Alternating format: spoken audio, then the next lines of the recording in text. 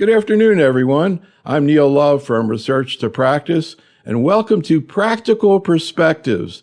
As today, we're going to review actual cases of biliary tract cancer. We're really thrilled to be working with Professor John Bridgewater from the UCL Cancer Institute in London. So as always, today we're going to be talking about some non-FDA approved uses of agents and regimens. Please consult the prescribing information for all these products for the approved indications. So today we're going to hear a bunch of real cases from practice from a number of community-based general medical oncologists. We've been doing this since the beginning of the pandemic. I think we've done more than 4,000 cases like this, and we really appreciate it when docs in practice are willing to go sort of public with their management of patients, looking for feedback. And we're looking forward to hearing about these cases today. Here's where we're heading today. We're going to start out talking a little bit about the biology of these cancers, epidemiology, guidelines, and then we'll drill down into management of localized disease, metastatic disease, first-line treatment, and then, of course, we're going to look at targeted treatment, HER2-positive disease, and the recent approval of the bispecific antibody zanidatamab. And we're going to talk a little bit about mixed hepatocellular biliary tract cancers, something that came up last week at the ASCO GI meeting. And we'll talk about FGFR fusions and a bunch of other cases as well. So, John, just to talk a little bit about some of the papers you've been involved with and also some of the more recent information about biliary tract cancer. This was a set of guidelines on the cholangiocarcinoma from the British Society of Gastroenterology. I'm curious how these guidelines compare to guidelines we use in the United States. Any significant differences? Thank you, Neil. So UK and European guidelines in general are much more prescriptive than, say, the NCCN guidelines.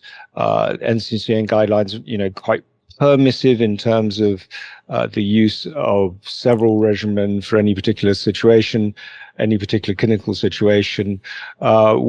Really, to put something in a publication, we need much higher levels of evidence, and it would be difficult to support a more a looser approach in terms of prescription. So that's the primary difference. There is in fact almost an onus on the individual European countries to make a compound available if it's in a guideline. So these guidelines have some significant sway. So we'll see as we go along through these cases. Maybe you can refer back to this, but also curious what we've learned about the epidemiology. This is a paper you did for the ESMO GI meeting, looking at the incidence in various locations, a lot in Asia. When you visualize sort of the epidemiology of this disease, how do you conceptualize it? So the epidemiology of gallbladder cancer is really primarily the epidemiology of gallstones, and this preponderance of gallbladder cancer in Asia really reflects the fact that there is that no or relatively few people in Asia have gallbladders removed for cholecystectomy.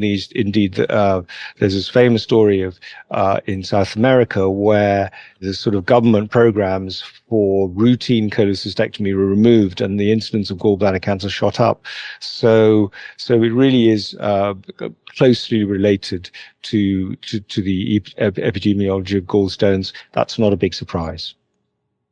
It is really fascinating.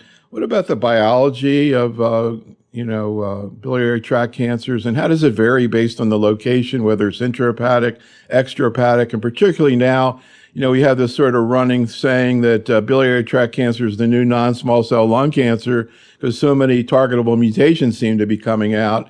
Can you talk a little bit, sort of globally, we'll get into a couple of the more common ones, but what we've learned about this? It's really interesting growing area.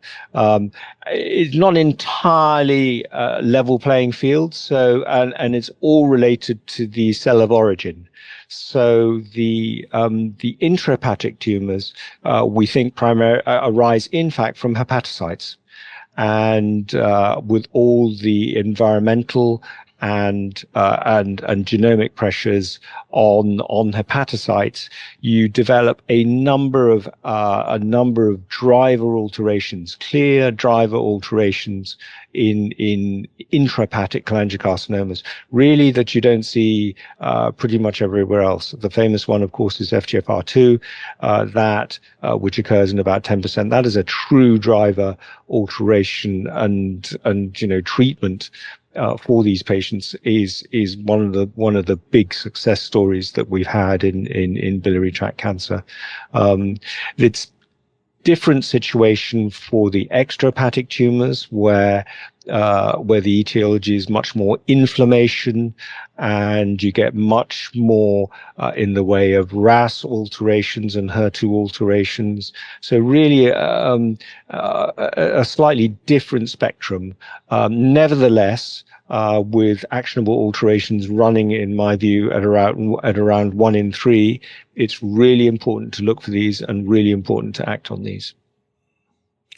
So I've got a couple cases here of localized biliary tract cancer, but first, this is a review article you did looking at adjuvant treatment. Can you kind of summarize where we are right now with adjuvant therapy, and what are some of the trials going on right now trying to move this forward?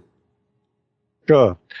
So the situation with adjuvant therapy is fairly slow moving because, as you can imagine, it's quite difficult to run studies with these patients in this particular situation. Having said that, our study, the BILCAP study, has established capecitabine as the standard of care, which it still should be.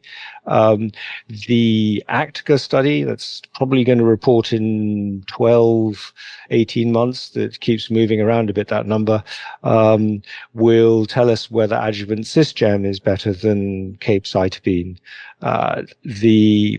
There are a couple of other studies running at present, primarily an AstraZeneca study looking at a bispecific PD-L1 and TIGIT drug, which is incredibly promising. That's called the Artemide study, and I'd encourage everybody to look for that study for your patients. All right, well, let's get into some cases here. And again, I'm so appreciative of docs being able, particularly tough cases, for example, this one here, common situations, but really difficult answers here. 61-year-old patient with an extrahepatic cholangio T3N1 was discovered, and they went into surgery not suspecting it, discovered at surgery. Here's Dr. Giffey talking about what happened and her questions for you. This is a totally healthy 61-year-old lady who had a routine cholecystectomy for intermittent right upper quadrant pain. Adenocarcinoma, cholangiocarcinoma, extrahepatic, grade 2, well to moderately differentiated. It was perforating all the way to the serosa, parentheses, visceral peritoneum, perineural invasion, and multiple positive margins. So she was staged as a T3N1, but clearly with all the margins positive, we don't really know her surgical stage for this disease. The gallbladder couldn't even be anatomically oriented because it was received in a disrupted state. So she's very astute. I told her what a bad disease this is, how difficult this can be to treat. So she actually, on her own, went to a center of excellence for this and sought a second opinion from an academic who scanned her and thought that the area of soft tissue near the clips here could be soft tissue rind of disease left in the gallbladder fossa, suspicious for R1 disease. And so they recommended, per the TOPAZ-1 trial, the cisplatin, gemcitabine, and durvalumab. And she's just finishing up 4 cycles this week. And the plan is to take her for an actual oncologic surgery with nodal staging. She's tolerated cisplatin, gemcitabine, durvalumab pretty well. I like the regimen because the cisplatin is split dose, which is always tolerated better. She had very little nausea, but she did wind up with quite a bit of neutropenia. So I kept her at full dose and added GCSF, and she's done very well. So my question about this case would be how much chemo immunotherapy you give in the adjuvant setting. Topaz 1, I believe, gave 8 total chemotherapy cycles, and then durvalumab until intolerance or progression. Is that how you would approach this case? And how do you in general approach cases where the cancer is found accidentally and you're kind of trying to clean up the mess afterward? So Thanks any very thoughts much. about this case? Yeah, Yes, absolutely. a little creative oncology here. Well, I mean, it's a difficult situation to have R1 almost R2 after your original somewhat unsatisfactory operation. I mean, the key to this is to try as much as possible to do another operation. What we would consider to be the first line treatment, platinum and immunotherapy, is good treatment. It's not going to sterilize your tumor bed, nor I'm afraid probably is radiation. Surgery is the only thing that's going to do this. And so if you can the key thing is to get your patient in sufficiently good shape to go ahead for a curative operation. The downsizing impact of the triplet, the doublet chemotherapy and immunotherapy is probably modest. So, we call it neoadjuvant, but I think I would say that's a somewhat flattering concept of that. To be neoadjuvant, I would expect response rates of greater than 50%, and really this combination, the response rate is 25% at best. Any thoughts or comments about, in general, where systemic therapy would fit in, if at all, in how you manage patients, and whether or not you see any future for cell-free DNA and trying to assist either in situations like that or just straightforward adjuvant treatment? At the moment, it's straightforward adjuvant treatment. After surgery, I mean, I would definitely suggest simple, straightforward adjuvant treatment with capecitabine. The role of cell-free DNA will come in, no question about it. Probably, I mean, in other situations, cell-free DNA is used to de-intensify treatment. Here, I reckon it would probably be a question of intensification of treatment. It will come in. It is going to be important. There's no question about it. It's just a question of getting the trials together to inform us. So here's another case of a localized disease. This is a patient treated a couple years ago by Dr. Nathwani. A 64-year-old woman presented with abdominal pain, ended up going to surgery, had an intrahepatic cholangio and a liver met, which were both resected, both with positive margins. And as you'll hear, this patient, again, treated a couple years ago, got chemoradiation, but was also found to have an IDH1 mutation. Here's Dr. Nathwani with her questions about this case. She's currently getting concurrent treatment with radiation and capecitabine. We also did biomarker testings, which did show this time the IDH1 mutation that was positive. And now that we have a targeted agent for that in this use, particularly in cholangiocarcinoma, ivosidenib, can we use this as like a therapy after completing concurrent chemoradiation was the question. I've never used any of these agents, so it was interesting that it's from AML and then straight to cholangiocarcinoma, and of course side effects. And I'm guessing there's no differentiation syndrome, but to prevent that, are we going to use steroids, or what their experience is with this? So again, any comments? Yeah. Yeah, really interesting situation. To be honest, in Europe, certainly there would be no rationale for radiation post-operatively in this situation. The efficacy of IDH1 drug, ivosidenib, was of course demonstrated in advanced disease, and actually extremely advanced disease. So, and the efficacy of it in effectively an adjuvant situation, as I think Dr. Nathwani is describing here, is unknown. It will be addressed in an upcoming adjuvant study that we're developing in Europe, but in fact, everything tells us that these targeted therapies will be more effective as adjuvant than they are in advanced disease. That's what the science tells us. And I mean, if you can get, I mean, we wouldn't be able to get hold of it. It's not licensed for this particular indication in Europe. But if you can get hold of it, there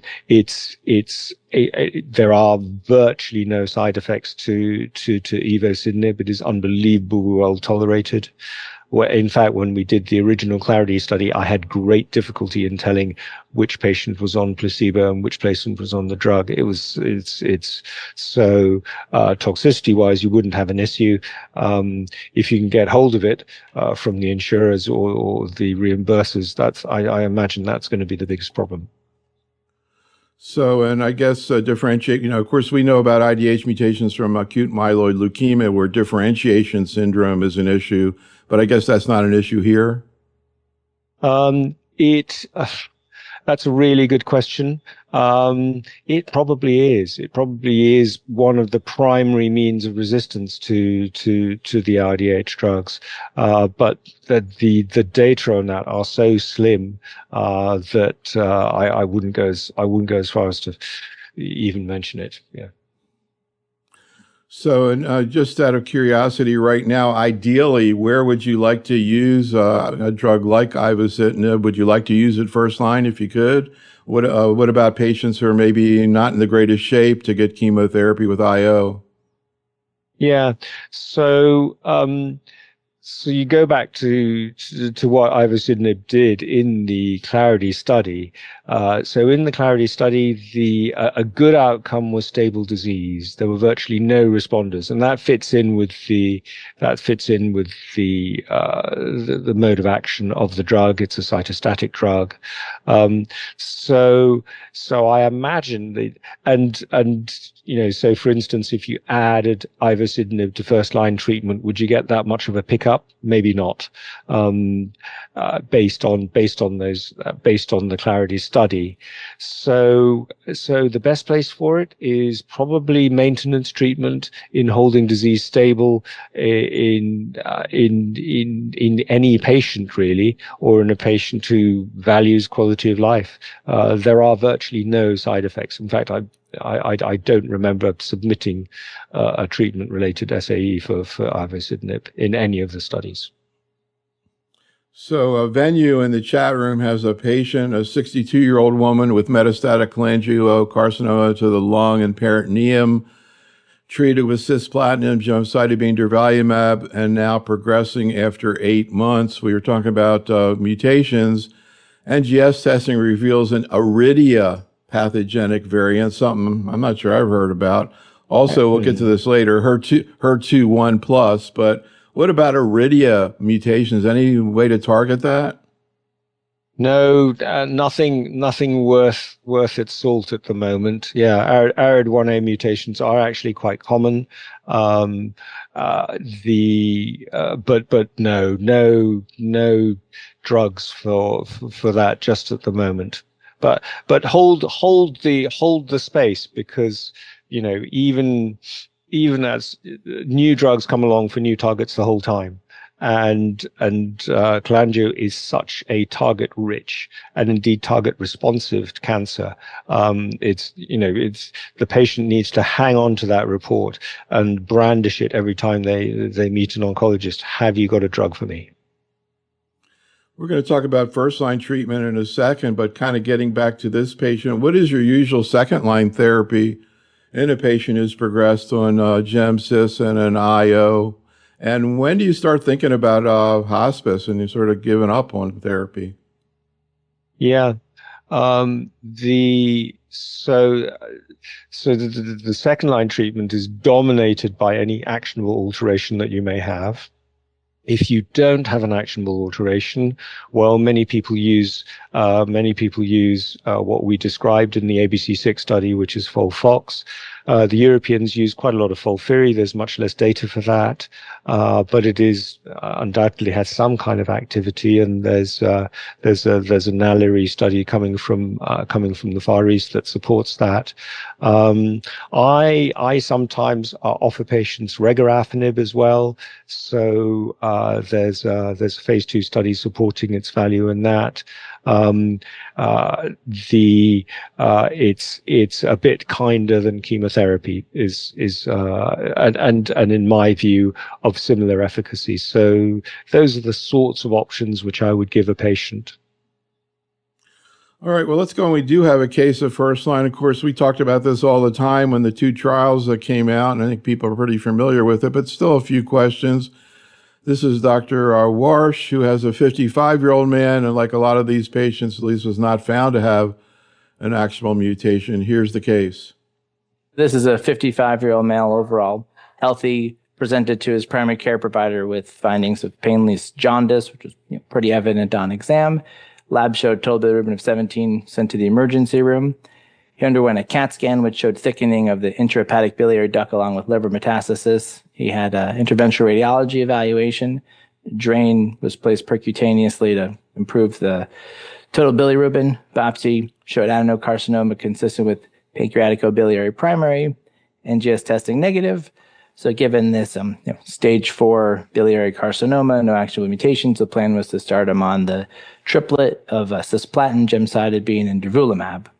And the questions I had going through this case is we think of generally when we're doing maybe neoadjuvant, adjuvant, curative, or more aggressive, perhaps with cisplatin, whereas we use carboplatin in stage 4. But in this patient, in this approval, it's really cisplatin along with gemcitabine and immunotherapy. And, we try to balance the morbidities of the treatment along with the benefit. Cisplatin was studied, and notably, as opposed to being a big dose on a day 1, either 75 milligrams per meter squared or more, in the studies, it's day 1 and day 8 of cisplatin, 25 milligrams per meter squared. And it's a little bit of an unconventional protocol compared to maybe some other regimens that we're used to. So I guess the question is, what do we feel as far as comfort level of this schedule compared to just on day 1? I know sometimes we do the split dose of cisplatin for bladder cancer, and there's a Topaz 1 trial with durvalumab, Keynote 966 with pembrolizumab.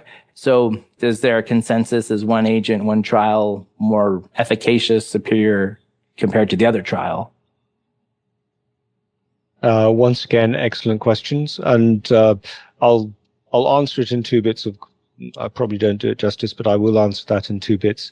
The use of split low-dose cisplatin and gemcitabine came originally from the ABC2 study, which we published 2010, and that was for 2 primary reasons. The first was at that stage, the perceived frailty really of biliary tract cancer patients. It turns out not to be the case, but at that time we thought that all our patients were going to be elderly and frail with poor renal function, and so it was a more gentle regimen. And we just crossed our fingers and hoped our patients would get through the study. As it happened, it turns out that probably there's an argument that the low dose of cisplatin is simply a sensitizer for gemcitabine. The gemcitabine works better consequent on the cisplatin. There's quite a lot of data to support that. I guess that's all historical, but it is a regimen that's well tolerated and is the background to the immunotherapy additions. Is there a difference between the immunotherapies? I don't think there is. I think there are 2 key aspects to the addition of durvalumab and pembro to the chemotherapy backbone. Firstly, you got to manage your patient's expectations with that. It's incredibly valuable in a relatively small number of patients.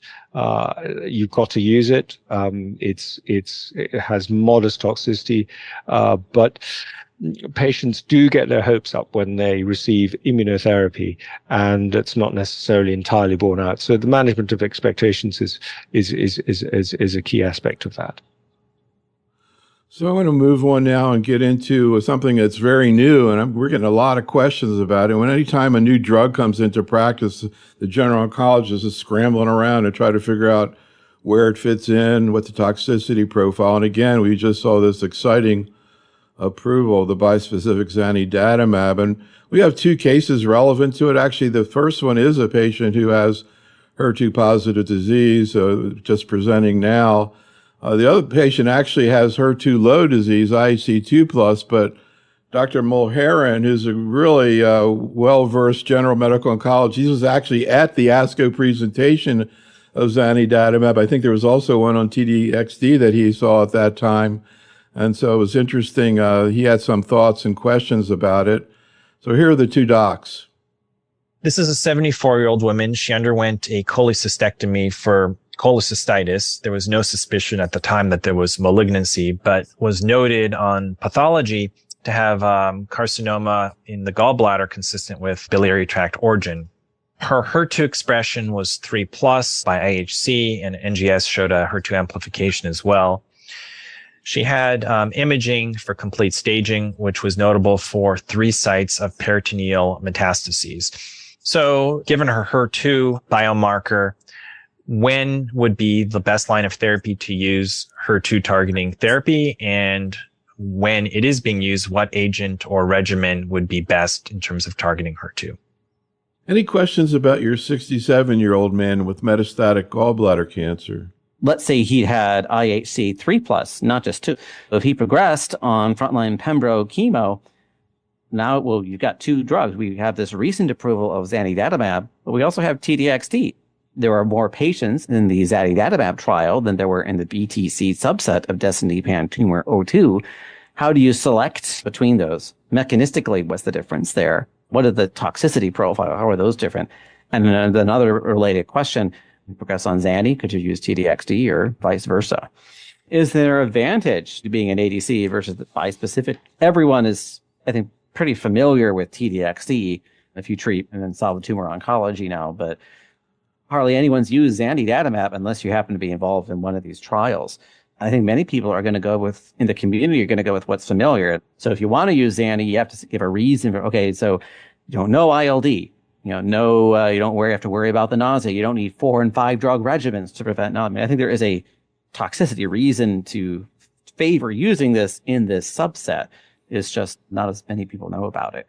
I actually saw a patient earlier today, doesn't have BTC, he has esophageal cancer yet, a HER2 mutation. What does that mean? You don't have a tumor agnostic approval for TDXD for there. So we've got a bunch of slides in the slide deck on the trials. We'll maybe take a look at them. But what we really want to hear from you is your experience, particularly with zanidatamab. You know, everybody's asking the question, how well is it tolerated? It's a bispecific, very few bispecifics like that. In oncology, there's one, an EGFR amivantamab that has a lot of toxicity. We're starting to see these interesting bispecifics. This one targeting 2 parts of the HER2 antigen. So can you talk a little bit, particularly in terms of your clinical experience with this agent? Yeah, thank you. So I just need to do justice to your speakers here. Dr. Lorber asked, when would be a good time to introduce HER2-directed therapy? So that, once again, an excellent question. Generally speaking, we would aim to do that in second line in following failure of first line chemotherapy and immunotherapy. There are a couple of studies, first line studies out there using the 2 usual suspects, zanidatamab and TDXD. So in some ways, maybe a perfect option would be to try and get your patient onto one of those first line phase 3 studies. The question of Zani versus TDXD. Well, what an interesting question. They are both incredibly effective drugs. We know this.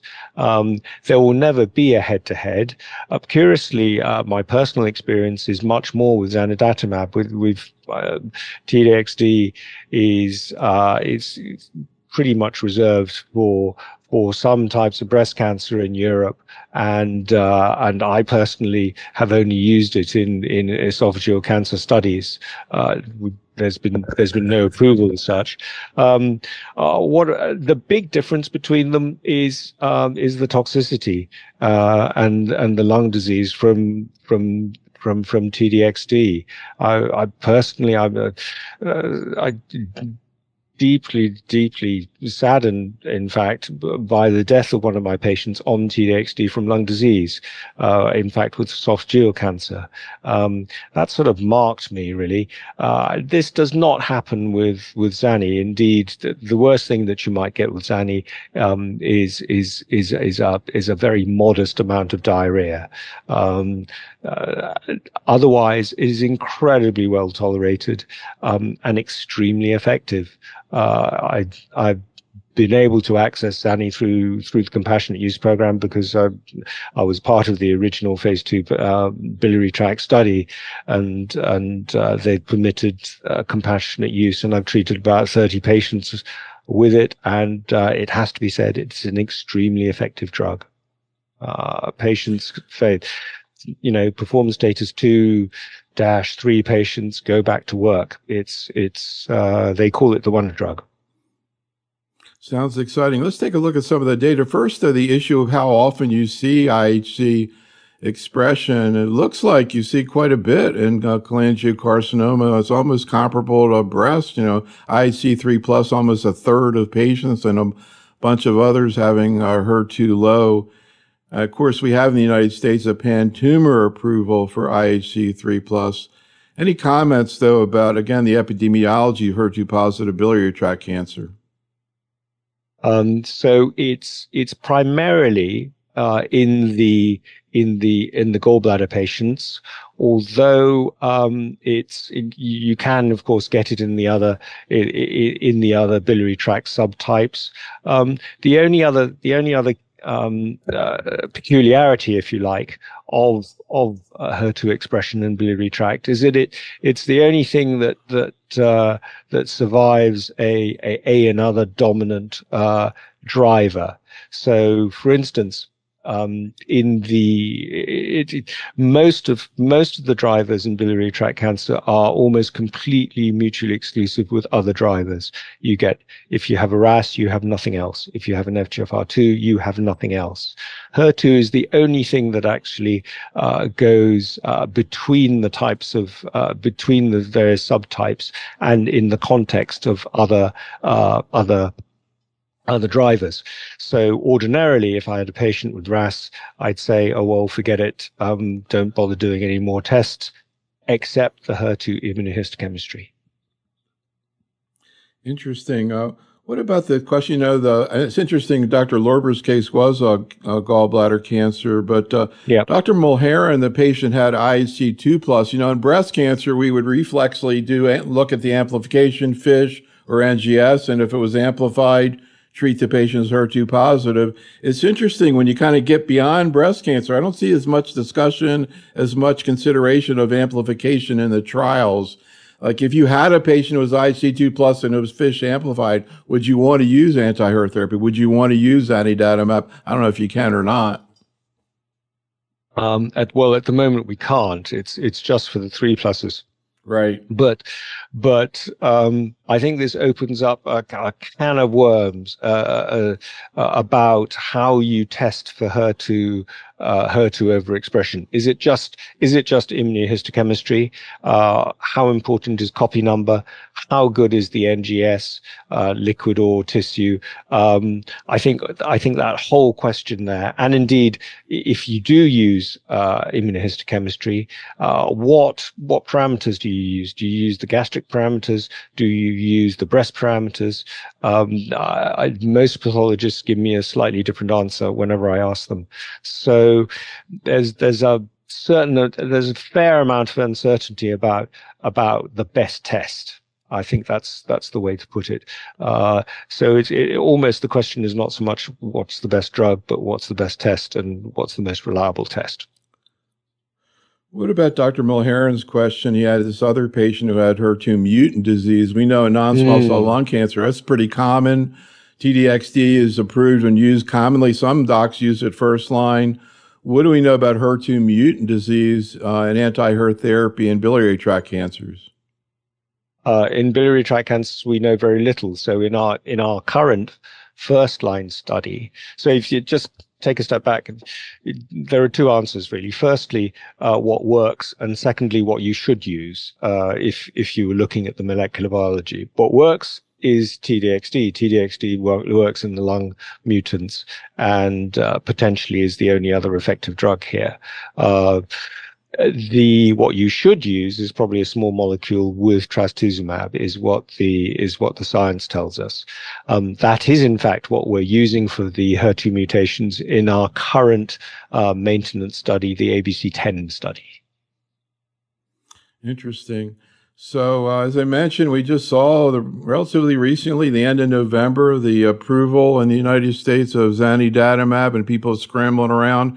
We saw some really interesting data from the phase 2b Horizon BTC1 study at the ASCO meeting. But can you talk a little bit about what this agent actually is and how it works? Yeah. So another way of asking that question is, why is it so much better than trastuzumab, which on paper would seem to be a very similar thing, and it's really well designed. It targets two different epitopes on HER2. So instead of targeting HER2 as a whole, and consequently, you have this. The diagram actually doesn't do it justice. But essentially you get multiple dimerizations and more than dimerizations of HER2 receptors, clumping, if you like, of multiple HER2 receptors on the cell surface, and this holds together much more than trastuzumab alone. That's what the zanidatamab people have been telling me for years. So I repeat it.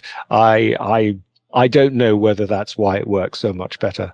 The fact is, it does. And we have a lot of situations where we have things that we can see work, but we're not exactly sure why. Any comments Absolutely. on what was seen in terms of efficacy here, in terms of response rate, duration of response, survival? Any comments? I think this, if anything, somewhat underestimates the benefit of zanidatamab. I think this was used in multiply pre-treated patients. It's a standard phase 2 study. Patients had a whole load of stuff before they got this far. And so if you used it in, for instance, a strictly second line population or even a first line population, I imagine the impact would be better. Having said that, I have had experience of a couple of patients in which it simply does not work. And and there's nothing really that I could have, I thought that would have told me who those particular patients were. You do expect, I now have an expectation that this stuff does work and works well and adds really good quality survival. But at the same time, there are some patients in which it clearly doesn't work, and we haven't worked out how to tell those patients. So, in the waterfall plot looks pretty encouraging. We talked already about the safety, and it's always tough. You look at the data here, but it's a lot more effective to talk to somebody who's actually used it. And I think what you said really describes a very interesting safety profile. This was just presented last week at the GI symposium, looking at the optimal dose. It looks like the dose that's being used is being used for a good reason. Any comment on that? I think the current dose is the correct dose. It's incredibly well tolerated. There are virtually no, a little bit of diarrhea, but otherwise extremely well tolerated. Any comment about new trials in HER2 positive disease? At the top, you see the Horizon BTC 302 study. looking at zanidatamab plus standard of care versus standard of care. I guess a similar trial looking at TDXD. What are you expecting the Horizon trial to show? So that's really interesting. What to expect from it? How much more is HER2 targeting going to add to your systemic chemotherapy? I think it'll add really quite significantly. I mean, somewhat dull logistical thing, but actually one of the huge advantages of having a HER2 targeted drug is that your immunohistochemistry will take a few days to do at the most. So actually shortly after you've seen your patient, you have the result, and you can then sort of prescribe your treatment appropriately. Other tests, even with the best will in the world, other tests, other driver alterations, it takes a bit longer to come back, and so really the short turnaround time for immunohistochemistry is hugely to its advantage. So actually, I guess we saw some data looking at zanidatamab in HER2 positive colorectal cancer. Any thoughts about where this agent's going to fit in beyond biliary tract, including breast cancer? Yeah. So there's really no reason why Zani shouldn't become a tumor agnostic drug.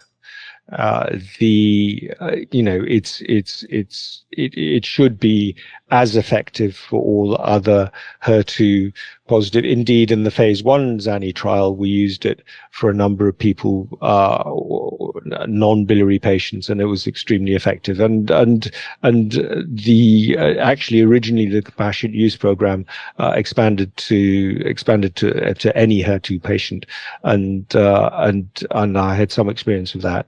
I think the issue about, I mean, I have really very little doubt that at some stage it will become a HER2 agnostic therapy, like TDXD effectively.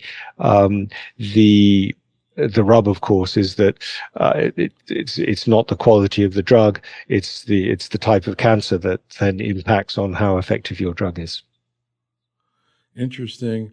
So we're going to move on now. Actually, in the chat room, Hassan says he has a 60-year-old man with a large mass. It was Mayer had a question. Actually, the same thing Dr. Mulherin said, because Hassan's case we already talked about. It's a similar case.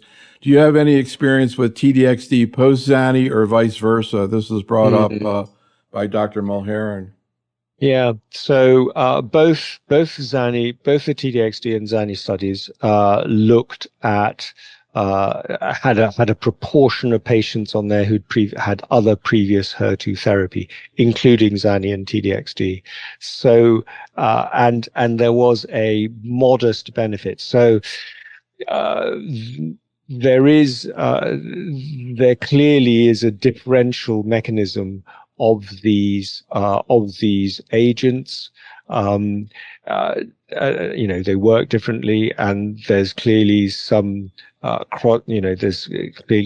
clearly work in some HER2 patients. Zani works in some, TDXD works in some. They clearly have different optimum activity populations. That's going to be quite a complicated thing to work out who to give Zani to and who to give TDX to. I think that's another 3-hour conversation that we might have at some time.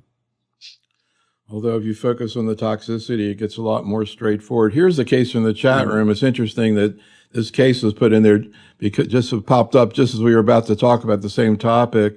6-year-old man with a large mass in the liver, alpha fetoprotein 2000, but the biopsy consistent with cholangio. So question mark, how to proceed. And that was actually a topic that we talked about last week. We did a symposium actually on HCC. And one of the things I did was I interviewed a number of investigators. Prior to that meeting, we showed video clips and asked the faculty to respond. And one of the issues, this is actually brought up by Dr. Abrams, was this issue of cases like we just heard from the chat room of mixed HCC and BTC tumors. Here's the conversation. I wanted to hear what happened last week at ASCO GI and see what you think about it. Here's what happened. If you have a patient with discordant tumor markers, say a very high CA19-9 and a normal AFP, but the radiographic criteria are very consistent with HCC, what would you do in that situation? The American Society of Liver Diseases is okay with just going by radiographic criteria, but they could have an element of cholangiocarcinoma, and without a biopsy, you're not going to know that. We see mixed tumors, not frequently, and clearly the treatments are so radically different. In general, what I do when I see them is I treat it as a cholangiocarcinoma first because, these days you have chemo plus immunotherapy. So ideally, it seems like you're kind of covering both by treating it with gemcis durvalumab or gemcis pembrolizumab. There's no great way to do it. It's difficult. And if something's not working, you may flip the script and go to an HCC regimen afterward. So I think this is super common in clinical practice, at least for me. What are your thoughts, Dr. Okoye? Generally, I would follow the same approach for these mixed tumors. Is start with the gemcis plus IO, thinking I'm covering both. But I like the comment that you kind of adjust as you go. Recently, I just saw a patient actually who's had regimens treating both and only responded to the HCC regimens and not to the chemo. Dr. Finn? Yeah, to be honest, giving a patient the diagnosis of cholangiocarcinoma isn't doing them a big favor, especially if they don't have a molecular marker, right? I mean, nowadays, the prognosis for HCC, stage for stage, is better.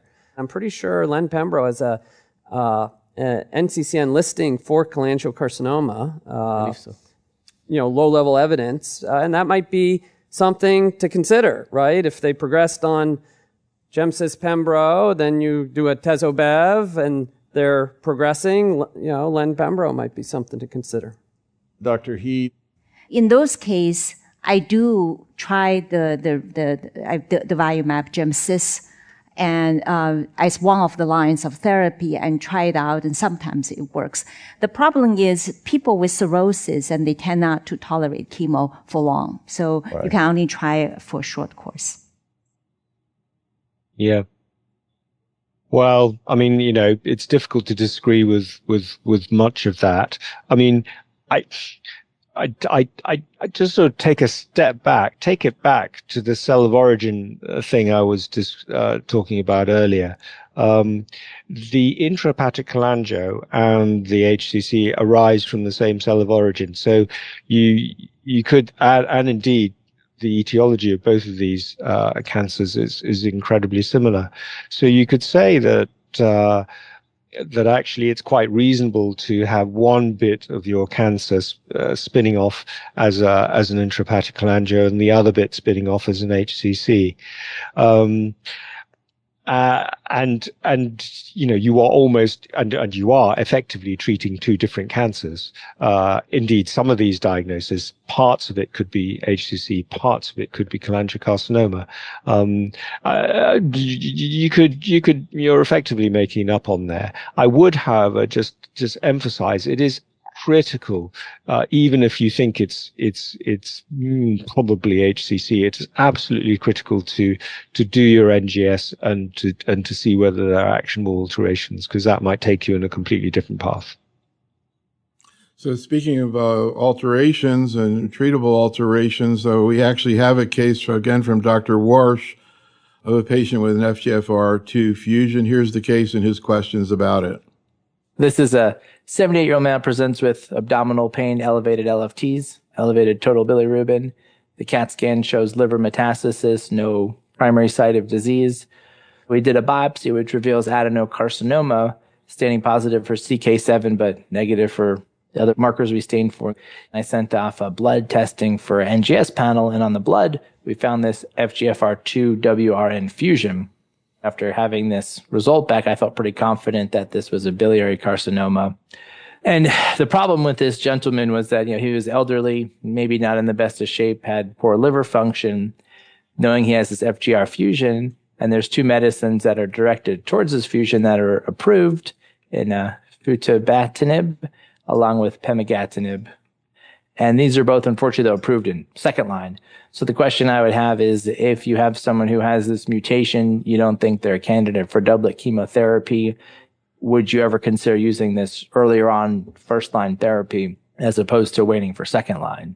This is a pretty newly approved drug, and I honestly don't have a ton of experience just because it's not the most common disease. So I would ask the experts who have managed this a little more often, what side effects do we look for, and what do we think of other pre-testing labs, and what sort of monitoring do we pursue for these medicines?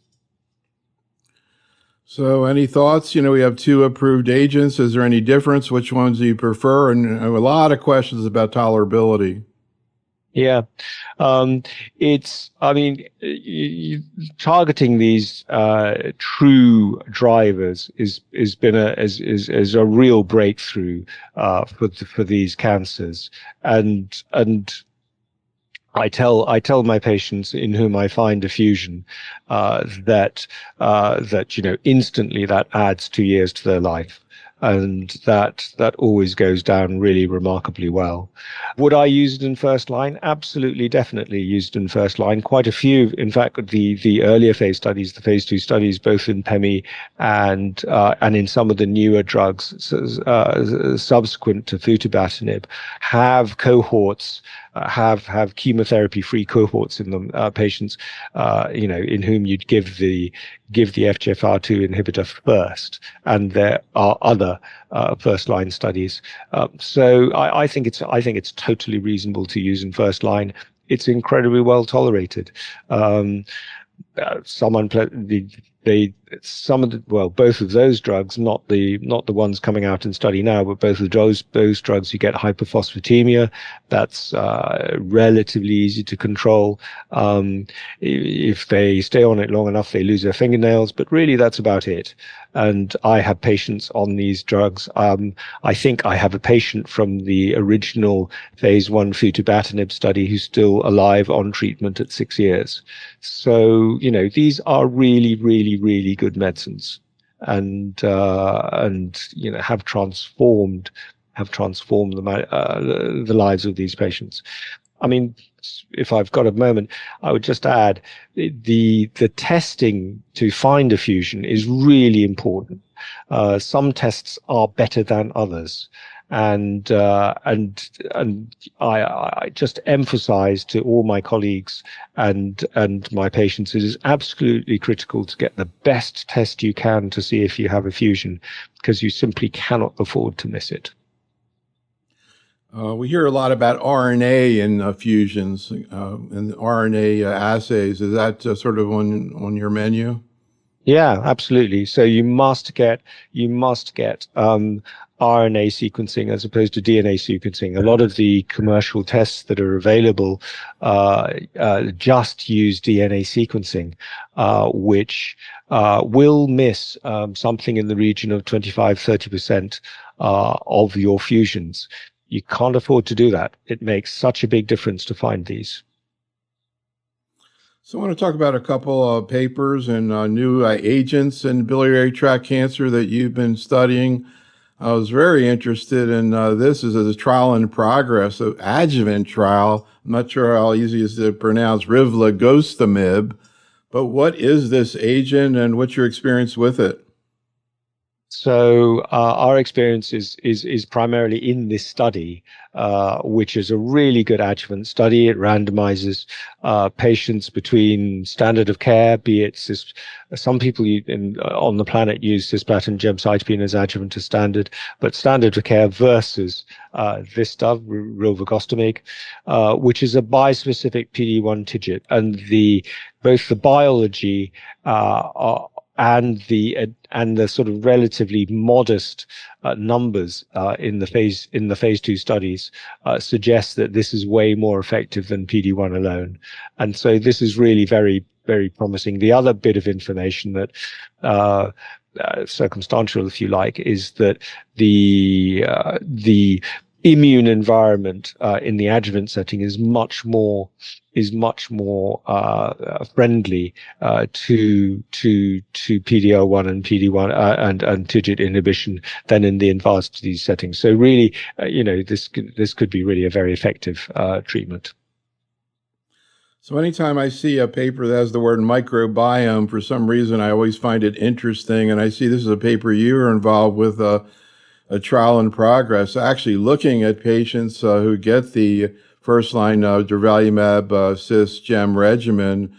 What are you going to look at here, and what do you know about the microbiome in general in biliary tract cancer?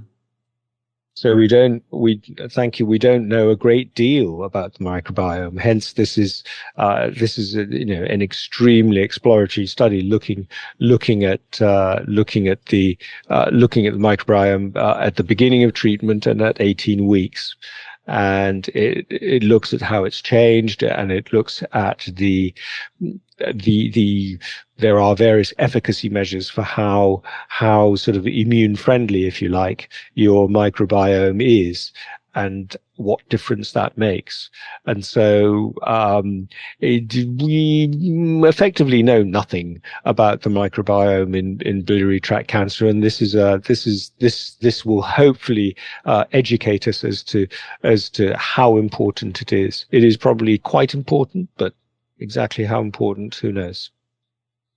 So I want to finish out with this case, 66-year-old man. We've talked about cis, gem, and IO, but often we see patients like this one who have some performance status that's very poor and maybe not eligible for that type of intensive therapy. Here's the case. How about this 66-year-old man?